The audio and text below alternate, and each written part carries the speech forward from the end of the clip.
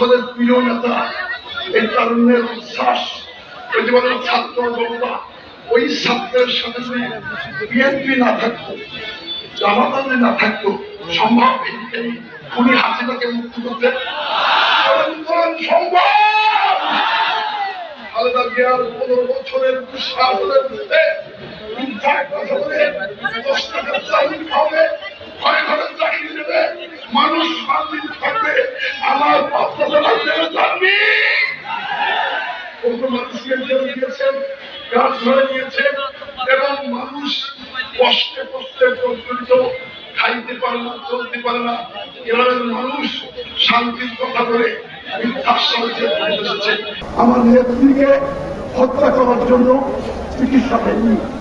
কতবার জবাব করেছি, অনুরোধ করেছি। খালেদা জিয়া এই পথে এসেছিলেন, 7 বলেছিলেন, তার চিকিৎসা করতে দেয়নি। এখন হাসিনার চিকিৎসা কে করবে আপনারা বলেন? চিকিৎসা করবে